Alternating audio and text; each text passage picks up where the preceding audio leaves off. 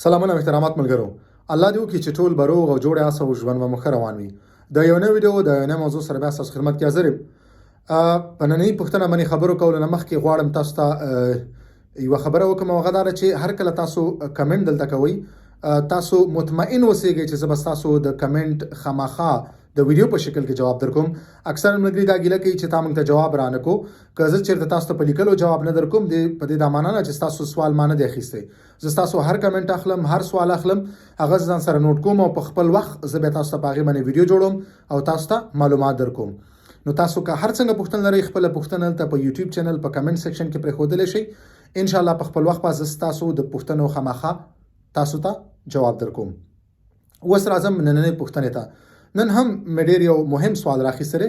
څو ملګرو پوښتنه کړې ده چې زما تذکره کله زه راتلم، ما په افغانستان کې تذکره واخیستله، نو زه چې دلته کله رالم زما په تذکره کې هلته صرف نوم و، دلته ما تخلص هم ورکړی و، زما په تذکره کې تخلص نشته. آیا دا څه مشکل جوړوي او که نه؟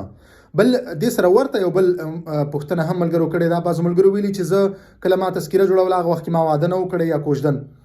اوس چې کوم دی ما واده کړی دی، نو زما په تذکره کې زه مجرد یم. آیا دا خو به د څه مشکل جوړوي او که نه؟ ګورئ ملګرو، موږ تاسو تذکره ډېر مخکې جوړو. هر کله مثال یو ملګری دی، هغه تذکره په 2015 2006 2010 کې جوړه کړې ده او هغه واده 2018 کې کوي.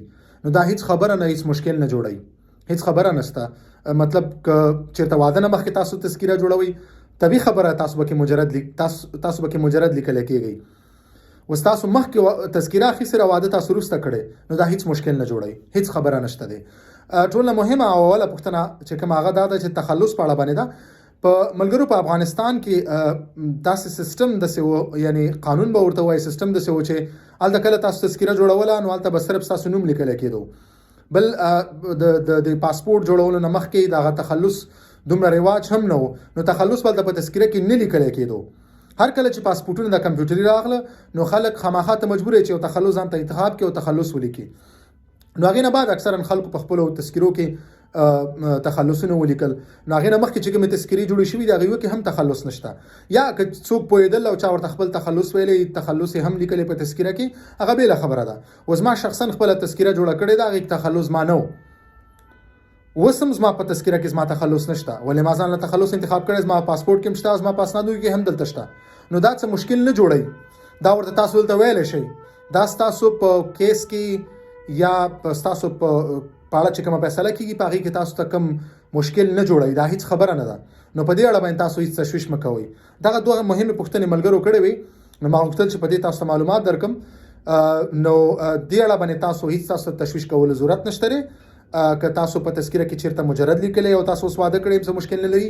که تاسو په تذکره کې تاسو تخلص نه وي، نو او اوس تاسو تخلص لرئ، نو دا هم هیڅ مشکل نه جوړوي. تاسو ورته ویلی شئ چې زموږ په وطن کې په افغانستان کې په تذکره کې تخلص نه لیکلی کېدو، صرف نوم لیکلی کېدو، بلکې دا معلومات دوی ته هم شته دی، په دې خبره دوی پوهېږي.